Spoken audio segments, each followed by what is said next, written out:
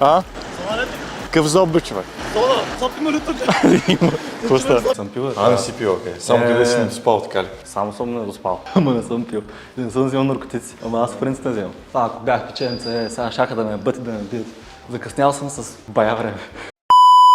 Пабло Ескобар си е казал, че ако не стане милионер до 30 се самоубие. Остават ми около 10 дни. Ще видиш. Сега гледай какво става. Аз съм железен. Всичко ще е топ. Със сигурност няма да на зоб, нали? Това не ли те дразни, бе, човек? Много ме кефе, брат. Направо. Сенях се един път, два пъти, да, ама така по цял ден аз направо ще полудея. Направо ми пълно нещата, човек. Сега ще му обърна камерата. Little electric, my little plug. Ooh, let me get my little plug and plug it into my Tesla. Maybe I can get an erection one day. В кое? Тук си от. Да, бе. Не, тук бачка последно. Нека си не си те представям. Не, да бачкам аз, не е моето. Много ме кефат хората, като дойдат и кажат: ти не беше ли, чакай да си им познат нещо. Май съм ти изгледал всички клипове, брат. Така мадно пак. Ти това моля да го изключиш, бе, човек. Да, бе, брат, чакай, сега ще го махна. Бах ти женчето. You mess with me, you're gonna learn something. Hey, ain't ready for the big man slap. I got a big hand. I'll bust their jaw with the bottom of my hand, and the top of their head will feel the sting from the fingers, like the whole boom! Това с пистачо ли? Ще лукум, брат. Искаш, Добре, айде. Виждам те. Това ще. Целено ли ще ядеш лукум, бе, човек? Искам хората да видят. По 2 часа. Няма лукум. Пиш на пилета. Адекватен човек. Как си продуктивен, като спиш 2 часа, човек? През ден го правя. И така един ден си почивам, един ден не си почивам. Бе, както беше казал Тристан Тейт, лягам си в 6, ставам в 6 без 5 сеща. Да, от сън спомени няма. Там хората как стават в 6:30, в 7 да ходят за работа. Аз последните години това не съм го имал. И съм много благодарен за това нещо. И ми е много добре, човек. Бях живял на място на хиподрума, така малко по-високо. И сутрин се кефих дори в 8 часа като стана, а пък при това сигурно е било по-голям леж, да си пия кафенето горе и да гледам хората как отиват на работа.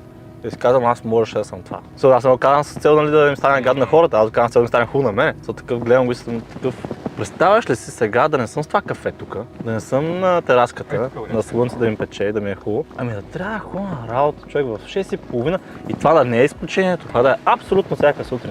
Не. Искам кафето ми да е горчиво, брат. Горчиво, защото живота ми е прекалено сладък. Трябва малко и горчиво към живота. Да, това има лукума. Сега малко сладко. Това е баланса. Сладко, горчиво, сладко, горчиво. Това не е Никола. Не. Това е Стан. Той е дебил, той е идиот. Даже майстер съм закъсял на едно. Плъскал съм. Пастишо масло, това е no go zone. Това е като червонокоса, която се казва Тифани. Там не отиваш, брат. Здравейте. Виж такъв е учтив Георги Шишков. Здравейте. Добро момче. Само се показва като лош. Да може да го хейтате. Между това да помага много. Да си добър човек, генерално, защото всеки е лош до някъде. Но се покажеш лоша светлина, помага много за гледане, защото хората искат. Както имаше едно, този пича казва, че всички са загубаняци, bunch of losers, защото нямат смелостта да бъдат това, което искат да бъдат и им трябва човек, който да сочат с пръза катка и това е лошия. А всъщност те просто не могат да се позволят да бъдат лоши. Много е силно това. Така се успокоявате, той е лошия, той е лошия. Всъщност истината е, че ако имахте възможност, много от вас щяха да бъдат много по-лоши. Ама сте сега съдниците. Ще по-лесно. Долу коментарите. Георги, това стане на това. Никола и Клосе. Вместо колко съм мъдър на едно кафе, ако ми да се противи. Hate everyone equally. Don't come at me and call me sexist or racist or any of these things. I hate everyone. I don't care if you're black, white, straight, gay, man and woman. I hate you anyway. Имаш ли баня тук? Мокри кърпи, ако ще. Мерси. Виж какво добро момче. Аз съм седал тук като някакъв турски бей. Той ми носи мокри кърпи. И аз питам, нали, добре, какви са тези работи, които си чувал. И вика, интересното е, че главно комплексирани мъже ми говорят против теб. И аз съм такъв, странно, нали. Дори този човек, въпреки че нали, не е запознат с нали, мен и така нататък, той пак може да установи, че тия хора, които ме плюят, искат да са на мое място. Да. То си личи от 200 км човек. Но като си отвориш устата, ако си някакъв бълък човек, ако ще да караш и ракета, брат, на НАСА. Абсолютно тя. Тя е опънър, както примерно да имаш куче. Пак е опънър. Защото всички такива, примерно, кучетата, батко си имаш куче, на всички матки са твои. Да, ама като имаш куче, ако си за лохар, приют за кучета, ако искаш има. Only a cat-owning bitch would complain to the police about a fucking joke. Fine, you're upset you lost your cat. Fair enough, yeah, the joke may have been a little bit, risque. Who calls the police on a fucking joke? Cat owners. Cat owners are liberals. Cat owners believe in hate speech. Cat owners are Democrats. Това ли ти е подкрепата? В смисъл, ти искаш пак просто секс да ти е комфортно, да ти е уютно и съм такъв, давай човек, ако не иска да му е хубаво. Slap, slap, grab, choke, shut up, bitch, set.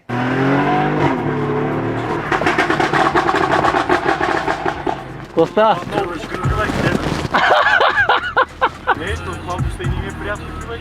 Мен много ме кеф. Вдигни си стъклото.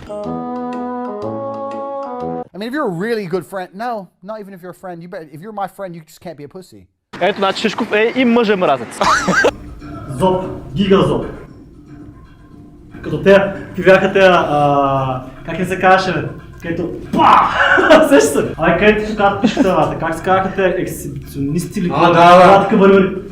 Ти показваш пръстите, така. Да. Това ако може да правите, нали цикалата беше казал. За жените това е много важно. Back bounce. Not only am I a sovereign individual, I'm also rich, 6'4", sexy as fuck. Уморителна тренировката ли? Да. Ние сме направили 2 серии, даже сега ще втората серия. Не, между другото, аз може и да живуркам, нали, нарги, не спане, бачкане и така. Обаче от към тренировки съм си сериозен. Човек, аз каквото и да се случва, никога не пропускам тренировки. Да, и това ми доказва за пореден път, че постоянството е много по-важно от перфекционизма. Опа! И сега ще се вличам. Сега ще направя сигурно 10. Добре, ти си Жорка. Аре бе, Шиши, Коста, аз ще ви покажа колко по-здрав съм от него. Вижте му жалката ръка на Шиши. Коста. Жалката ръка. От ангъл движение. Ай, пак да пробваме. Айде да пробваме. Да видим дали ще ме отегнеш, ако аз съм сериозен.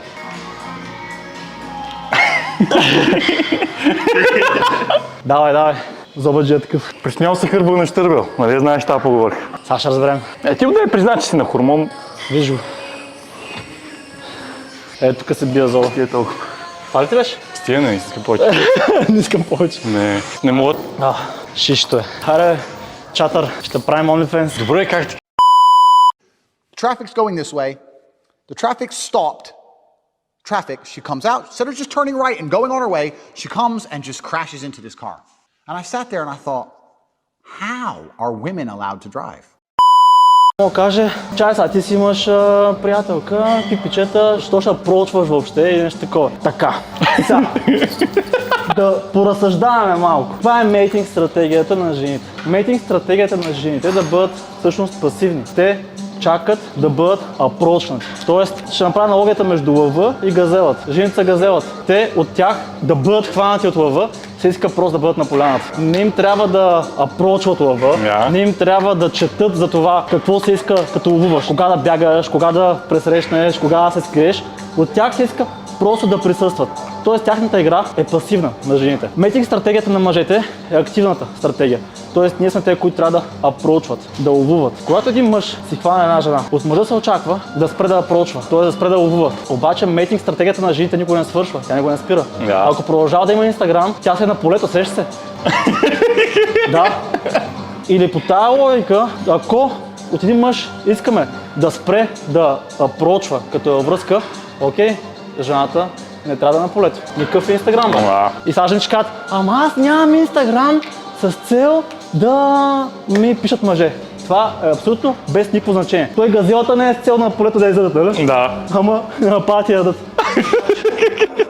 Така че да не ми разправят тук, ама ти си имаш това, имаш си онова. Свободен човек си. You know what? So many women say to me, "You're so Andrew. You know what? You're so rich, but you're smart, and you're actually very intelligent. And I know you'd get really bored of a robot." And I'm sitting there thinking, "Bitch, I wish to God you were a robot." You better shut the fuck up. We talk about star signs. Хейта нямаше съществува, ако хората бяха образовани. Няма нито един човек, който да ме нахейтил, с който иска да се разделя живота. Един? Няма такъв. А и другото, който пак ще дам, например, Андрю, защото много ме забавлява човек с неговите там изказвания. Вика, събуждам се в имението си. Bitch here, bitch here. I'm gonna be like, bang, oh, I've seen that before. Okay, boom, boom, duck and dive in, take one terrorist out. Next, get the AK, go Rambo, take out all of fucking Pakistan with a G. I don't play games.